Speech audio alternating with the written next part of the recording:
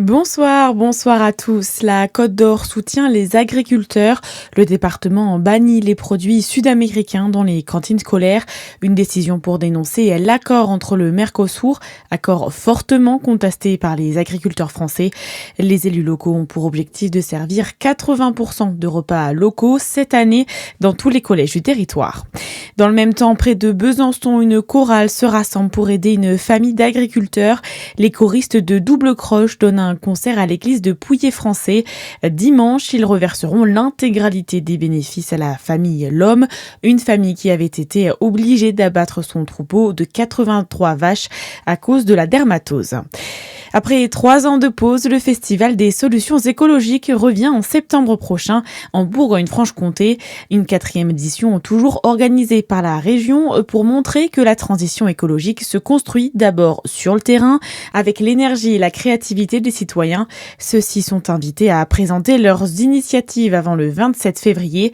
Mercredi, à Dijon, Sarah Persil, vice-présidente de la région à la jeunesse, la vie associative, la citoyenne et la démocratie participative, nous a présenté le sujet retenu cette année. Un sujet cette année qu'on a identifié comme étant peut-être un des plus importants, le sujet de l'alimentation. Donc si vous avez un projet, si vous imaginez bien que vous avez besoin de monde autour de vous et qu'il faut absolument faire connaître ce que vous faites parce que vous êtes merveilleux et formidable, nous à la région ça nous intéresse. Donc si vous pouvez en fait déposer votre projet sur Je participe Bourgogne-Franche-Comté .fr, vous allez voir le festival, c'est jusqu'au 27 février pour déposer son projet, c'est sur le thème de l'alimentation et évidemment il faut que ce soit une super belle solution écologique. Propos recueillis au micro de Charlie Chevasson.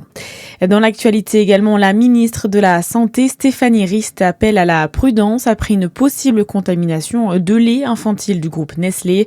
Tous les lots concernés ont été retirés de la vente. La ministre conseille aux parents de revérifier si leurs boîtes de lait ont été rappelées sur le site Rappel Conso. 2 enquêtes sont ouvertes après les morts de 2 nourrissons. Du foot avec le début ce soir de la 19e journée de Ligue 1. En ouverture, Auxerre reçoit le PSG et parmi les autres affiches du week-end, Marseille-Lens, Metz, Lyon et Lille-Strasbourg. Et puis, vous êtes invité à venir à notre rencontre sur le stand Fréquence Plus, David Graphique, lors des journées de l'habitat à Dole Expo. Dès ce vendredi 23 janvier et tout le week-end, les journées de l'habitat de Dole et la vitrine unique de tous les métiers de l'habitat.